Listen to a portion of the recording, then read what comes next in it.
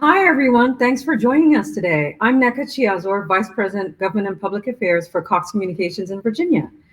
And I'm in good company with several fine citizens in the city of Chesapeake, who I'm about to introduce you to. Let's bring them in. Let's bring them in. Hi. Here we have Vic Nichols, fine Vic Nichols. Who else do we have? Welcome to the party. Rick West, Mayor Rick West. We have Mayor Rick West with us today. Who else we got? Debbie Ritter, Councilwoman Debbie Ritter. Thanks for joining us today. We also have Sharon Johnson Clayton. Thank you for joining us. Hi, everybody. Hi. And we have Len Myers. Len, how are you doing? Good morning. Good afternoon. Happy to be here. Hey, good morning, good afternoon, good night, good whatever you want it to be. Thank you all for joining us today. Thank you for joining In Good Company. It's so great to be with you. I am certainly energized. I'm so glad to be with Chesapeake's finest. And aside from the fact that Cox's regional headquarters in Virginia is in Chesapeake, another great thing about the city of Chesapeake is that it has you in it, of course. And tomorrow is election day in Chesapeake. Yay! Yay! And some would say, why would you say yay about that? But having spent like the last 15 minutes with you all cracking up before we started the show, I realized that there's a lot to be excited about for election day to be tomorrow, right, in Chesapeake. It says a lot about the fact that the city of Chesapeake moves on, it endures at a time like this. And it says a lot too about you, about each of you, the fact that you're willing to take time out of a very hectic day today and talk to us. And so I was gonna ask you, to describe a word, to give a word that describes, how tough the pandemic has been on you personally. But having cracked up with you just a few minutes ago, I think I'd like the viewers to hear how have you found joy through the pandemic? What's kept you going through the elections and through the campaign? How have you been able to push through? So please, if you don't mind, could you share how you've been able to do that? And I'll start with Mayor Rick West. How have you been able to push through at this time? Well, I think this pandemic has had a lot of negative effects, but there have been some positive effects, and which is the isolation. It gives you an opportunity to sort of reset and look at what's important in life, get closer to your family, even though you may not physically be close. We use an app called Marco Polo, and my children are all over the world and get a chance to talk to them. And as far as this election, it has been a very stressful election because everything's different. Anything you've done in the past doesn't necessarily apply. But the thing that really always motivates me is knowing those people that are supportive, that care about our city, and care enough to vote tomorrow.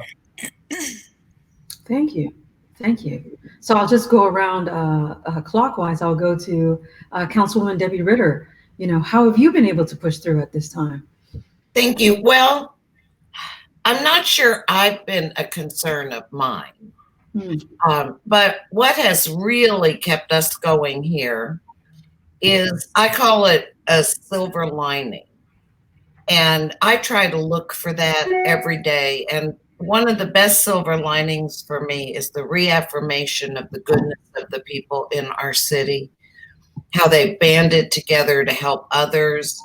Every day you see a new idea and a new outreach, whether it's to help out all of our students that all of a sudden couldn't go back to their normal routines, how we got lunches delivered and how food is being distributed to families, right down to individuals who may be suffering in some way, and others will find a great way to outreach to them and help with whatever they can do. To see the new appreciation for our healthcare workers, our first responders, all of that's really what's kept me going. And I don't like to say this, I'm never amazed, but I'm constantly reaffirmed by the goodness of people in our city. All right. Sharon. Okay. So I had to Oh, come you up got with. the mask on? Okay. So this is one of the things I've been doing, being creative, my family and I just wanted to thank everybody just so you could see it. Um, Being in the restaurant business, is particularly small business in Chesapeake, I'm Commissioner Sharon Johnson Clayton, and we didn't consider ourselves the front line as far as providing for the constituents and the customers here in Chesapeake. But so many have come in because we've been fortunate to be open in this pandemic, and they have thanked us for just being here. And we didn't even realize we were doing a service, but people want something good to eat. So you don't know sometimes how small things can affect other people. And the city as a whole, I've been going through the city in stores and everything. People have just been just so receptive, and we're all just trying to get along. You know, we're trying to be extra nice to people. You're trying to look out for elderly people. You're trying to provide whatever services you can or go out of your way. And I think that's what has impacted myself and my family. And with the voting coming up tomorrow, we're just excited because people have been waiting, and then the 2 week delay, it kind of helped us kind of calm down and just reset and just I'm just excited for the citizens here in Chesapeake because you need to exercise your right to vote. That's one thing we don't want to give up. So for all those I pray that could not do absentee, they're looking forward. Some people look forward to just going to the polls. They look at it as an outing, a social event. So although you won't be able to touch and do the normal things, I think people are just excited in the city to have a chance to express, to make their voice heard. So I think that's what has impacted me the most, just seeing the excitement of the city in this bad time. Gotcha. Thank you. Thank you, Commissioner Clayton. How about you, Len? For me, in unusual circumstances like this, I just look for an opportunity to serve. I've served in unusual situations before as an officer in the Joint Operations Center of Virginia National Guard during state emergencies on several occasions. Longtime member of the Chesapeake Emergency Response Team has served there during states of emergency here in the city. And so, when we're in situations like this, I look to see who can I help, who's most vulnerable. Because in emergency management situations, you want to bring planning and resources to those that need it most. And so in our city, that's residents and small business owners. And so, I look for opportunities to serve. So in this situation, over the course of the last 60 days, I've been able to supply over 30,000 protective face masks for churches and hospitals and government agencies. Those on the front lines dealing with this epidemic. Looking for opportunities to help small business owners. I am a small business owner, just like Sharon, and so I'm really feeling the economic challenges of the time, and it makes me very sympathetic to the small businesses here in the city of Chesapeake. Over 90% of people who work in our city they're employed by small business owners, and so we need to make sure that we're properly planning and bringing the resources to bear to help our small businesses so they can stay open, which will in turn help our city through these uncertain times. Gotcha. Thank you. And Vic, how are you? What's pushing you through this time? How are you doing? Several things. The first thing is I've been able to get out on the times that I can get out. I can go through, and I've been picking up things out of the city. There's trash at different places. When I would go around, clean things up. That was a great thing, being able to go in some stores. I think I got one store, I got about 100 feet in, and I was able to thank the grocery store people for being there. And it was so nice to hear a thank you, baby, back. It's just great to be able to do that. And not just that, but it's more of a chance to actually talk to the regular people who are working in the stores. What do they think about all this and stuff? You kind of swap things like that. You're able to make a connection. And that was very important to me. Our church finally was able to somewhat meet together in a couple of different services. So that was another good thing. And I know that as a family with several of our friends, depending on where we lived, what our risk situation was, and things like that, to be able to use my situation of where I live near some stores and things like that to be able to help other people out and then go over there and deliver, the toilet paper, paper towel, stuff like that. All that just made a big difference. Thank you. Well, what's made a big difference to us here at Cox, and I'm sure that's going to make a big difference to our viewers at home, is seeing all the signs in the background, right? And the spirit with which the signs came to be. I know several folks who are in the safer at home condition right now might not have an opportunity to walk about and see the different signs, but we appreciate you bringing your signs to the screen. And we appreciate the spirit that so many folks didn't see about how the signs came to be, right? So, Debbie, I know you ran to get your sign, and Mayor West, you ran to bring somebody else's sign, and you all were encouraging each other to bring your signs. So I definitely appreciate the partnership that you guys bring to the process at this time, and you're all lifting each other up. So thank you for that. Thank you for that. So let's move on and talk about the regular guy and gal in Chesapeake at this time, and talk about the economic impact. A lot of communities have been hit hard. What are your thoughts on how we recover? Who wants to go first on what does recovery look like? Anyone? I'll in. Okay, Debbie. Well, no, I'll defer to Rick and then. Okay. I think it's, again, we got into this situation on circumstances we have never seen before. Like you said, it's 1918 since the pandemic. Life has changed so much. So getting out of it is going to take some real creative ways and creative thoughts, a lot of collaboration. I have joined other regional leaders and looking at initiatives, how we can help small businesses get back on their feet. I think it's huge that we expanded the outside seating for restaurants and I talked to many restaurant owners who said that this could save their business. It's a small step, but it is a step in the right direction. So, and then there's also that other side. This is one of those situations. I don't think there is a right answer. If you get out there too fast, there could be more. The disease could be, or the virus could be more contagious. If you go too slow, the economy may not recover. So, do you isolate or do you encourage people getting out there? And I think the answer is that we just take it slowly, one step at a time, see how it goes, move forward when we can and backward when we have to. I like that. Reasonable, one step at a time, see where it goes. Anyone else in terms of, where do we go? How about you, Sharon? You're a restaurant owner. The crab boils. Do you do crabs in your restaurant? Yes, I thought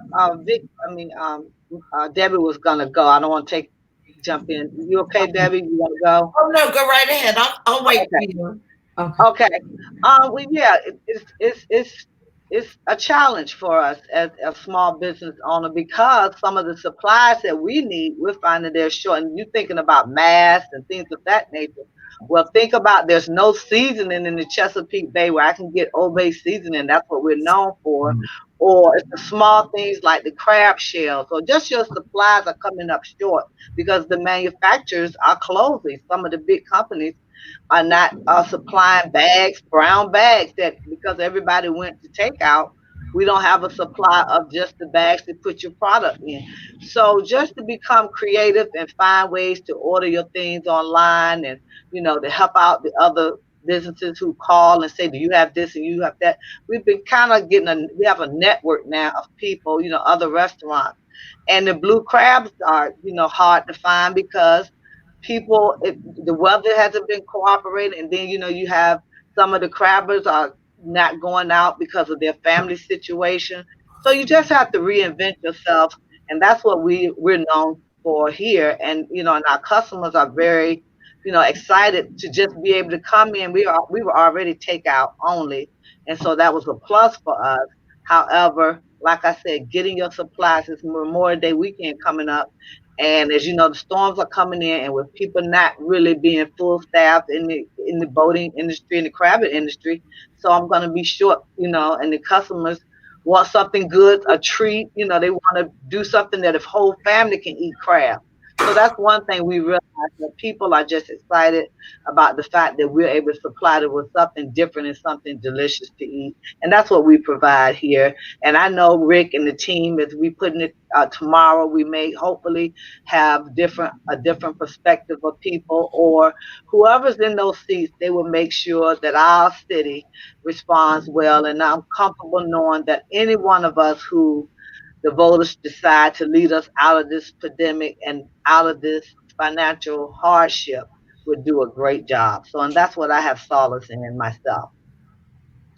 Thank you, Sharon. I'll try to be brief because I know you probably like to get another round in. As the federal government moved through passing the CARES Act, and the state got their money and then distributed it around, well, both through federal and the state government, we were able, through HUD funding, to have about a little bit over $600,000 come to us under the CDBG grant program. So as soon as our economic development department saw how the federal loans and grants were being accessed and some of the difficulty, they moved quickly to develop a concept within those CDBG guidelines to make grants available to small women and minority-owned businesses in certain economic census tracts. And the council was very supportive of that. And I know a number of the members talked to our city manager, who this week should come back with an expanded program so that small businesses across the city will be able to access some grant funding. Every small business is probably experiencing some difficulty, and every small business has employees that are experiencing difficulties. So we hope this will act as a valuable bridge for them to get through a very difficult time. And I think that's something very innovative from our city. And I applaud our city staff for working on that and bringing it to a council that's enthusiastic about helping out our businesses. Thank you, Debbie. And we applaud your city staffers as well. We work closely at Cox with your city staffers, as well as your Economic Development Authority. We appreciate everything that they're doing right now for small businesses, because we appreciate the fact that, right, they are the economic engine for the city. So thank you for raising that. I'd like to move on to another question, unless someone has something to add in terms of how do we recover. Does anyone have any other point they want to add? Yeah, if I could. Sure. Take a,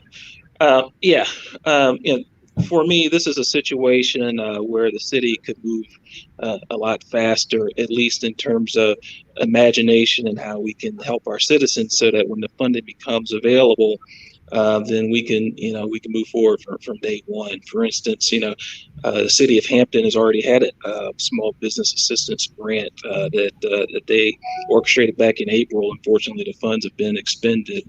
The city of Virginia Beach has provided rental assistance for those most vulnerable, so that they won't be evicted. The city of Norfolk has waived penalties and fees, and they've moved back tax deadlines 2 months, some 3 months in some cases. But here in the city of Chesapeake, we've extended the personal property tax by 2 or 3 weeks at most.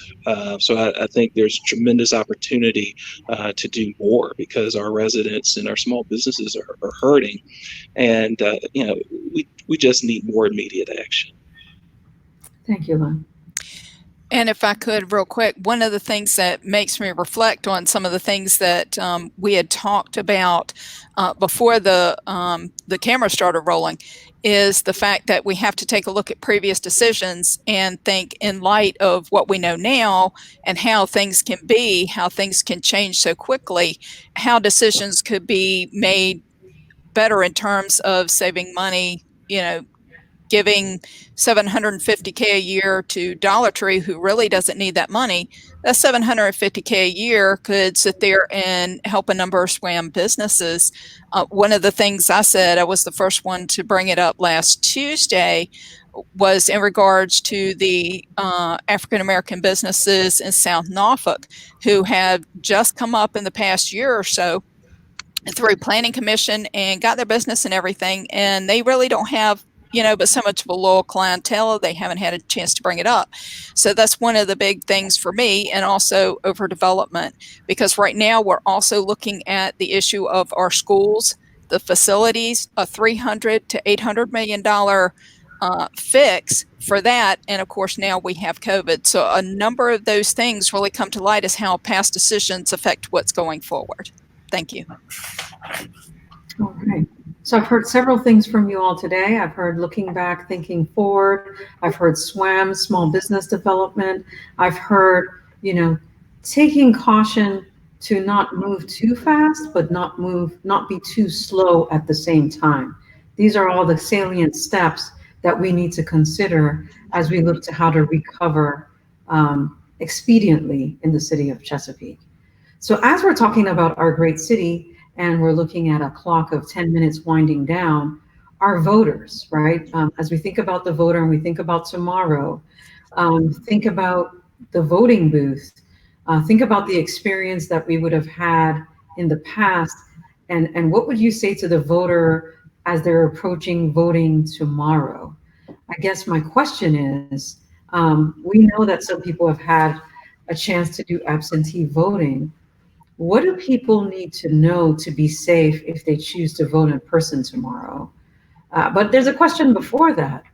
Why is it important for folks in Chesapeake to vote tomorrow? Why? We know that there's some folks who are like me, gung-ho, very excited about the election process. And then we know that there are some folks who are scared. Could you talk a minute to the folks who are scared? And I'll start with you, Vic, and work my way around. Okay, very, very quickly. Your vote determines your personal property taxes, whether they get raised or not, because that's all depending on council. Schools, like our bus drivers and nurses, their pay determines on you. Your business taxes, if you're a small business, are the prices that you pay when you buy or purchase a service. Your commute time to work and to recreation, because traffic is kind of under council's control as to what they approve and what they don't. Your recreation opportunities. So basically everything, your roads, your schools, public work projects, water, repaving, rec centers, all of that comes under something you can control. And this gives you something back from all of the anxiety and the uncertainty, is to be able to say, I can pick my person. I know what they're going to do. Thank you. Len? Yes. Why should people get out tomorrow? Well, it's important because it basically boils down to what sort of Chesapeake do you want for now and in the future? Do you want someone from day one who has experience in emergency management, has experience as a small business owner, has experience as a consumer rights attorney, for the interest of people just like you and me versus big business? And so that determines the type of vision you have for the city. So are we going to build a Chesapeake that's responsive to its residents and its taxpayers and the type of city they want to live in? Or are we going to vote for a Chesapeake that principally is accountable more to our developers, leading to overcrowding, leading to congestion, these sorts of things, totally overlooking our rural community while also disregarding our economically challenged portions of the city. So it's so important to get out and make your voice heard tomorrow. I know it's going to be rainy and cloudy and those sorts of things, and people are worried about infection. But above all, I urge you to be careful. I urge you to wear a mask and practice proper physical distancing because the future of Chesapeake is at stake, and fortunately, it falls on tomorrow, May 19th. All right, thank you, Lon. Councilwoman Debbie Ritter. Yes, thank you. I would like people to know that local elections are sometimes forgotten. They don't tend to be as colorful or as exciting as a federal election, or in Virginia's case, state elections sometimes. But we're the people that you can call, and we answer our phones. We don't have staffers that do that. You email us, we email back, we can come to your neighborhood. We are the closest people to the residents. So it really is important who you choose. And I would like to give a great deal of congratulations to our voter registrar and our electoral board that is appointed by the circuit court for the work they've done to assure the safety of the people who choose to vote tomorrow on election day. My best advice, bring your umbrella. The polling places will be practicing physical distancing. They will have masks available if you would like one. It should be a very easy process. And we hope that people will come out and vote. There are a lot of people who care about the future of the city, and we encourage everyone to participate. I do think we've had, as I've been told, presidential numbers in our absentee ballot voting. And that really says a lot for the people of Chesapeake. So, but I know there are a lot of people who want to come in person. So I encourage you to do so. Bring your umbrella. Thank you. And thank you for using the term physical distancing, right? Because it's just being distant in the physical space doesn't mean we cannot connect. Thank you for that. Thank you for that. Commissioner Sharon, I thank you for coming back. The question, I'm not sure if you have a question. The question is, why should folks come out tomorrow and vote? What would you say to the person because here? Although, like you said, some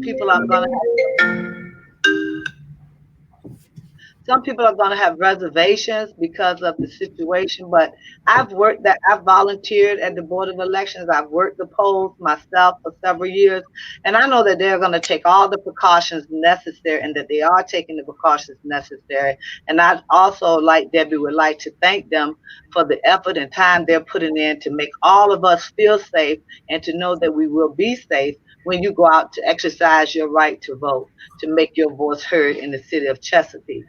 And like Lynn was saying, what type of city do you want moving forward? Because we're a resilient city. We're coming out of this, and we want to come out stronger. We want to come out with a diverse leadership.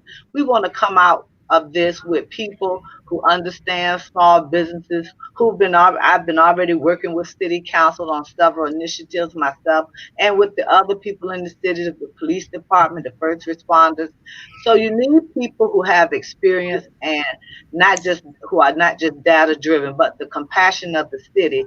And having the oldest restaurant in Chesapeake, I feel a lot of concerns and questions concerning different issues. And we are a type of stay-at-home family city, but we want to move forward and get some things going where we can have entertainment and we can have less clothes in our city. You need new people with new ideas who can work along with the people who are there to get things done in this beautiful city of Chesapeake. And I hope I've done enough to, get the citizens vote and to work with the city council to have a nice city when we come out of this. Thank you. And Mayor Rick West, we'll close with you. All right. Why should we come out tomorrow? Thank you. All right. Well, couple people have made comments about past decisions. Let me just tell you about past decisions. Because of the conservative nature, particularly our being physically conservative, we're in great shape as a city, better than most. And I can tell you that's because we've been very cautious about how we spend our money. We do not raise taxes. We consider getting the best service for our buck. And for that reason, 90% of the citizens rank Chesapeake high in their quality of life right here, because of past decisions. And because of those past decisions, we've been marked top 10 safest cities in the country, top 10 best managed cities, top 10 safest cities in the country. We have an excellent school system and a wonderful city. So those past decisions have produced good results, and I'm proud of them. Thank you. Well, thank you so much, everyone. We are really proud to have all of you today. We are proud of the contributions that you've made. We are proud, definitely, at Cox in Virginia to be headquartered in a city that keeps us safe, and a city that has citizens such as yourself that are willing to take out time in their day to be in good company with us at Cox, and to encourage its citizens as well to come out and vote in a physically distant manner, in a manner that is safe and secure, and to always do the right thing. So thank you for thank you for wearing the mask. Thank you for showing up with your signs. Thank you for dialing in. Thank you for tuning in. Thank you for your grace, and thank you again for being in good company. I'm Neka Chiazor, and I'm here with all these fine folks today: Mayor Wick Brest, Vic Nichols, Councilwoman Debbie Ritter, Commissioner Sharon Johnson Clayton, and Len Myers. Thank you. Goodbye, everyone. Thank you. Thank you. Goodbye. Bye-bye. Bye. Stay safe. Good luck. Have a good one. Good luck.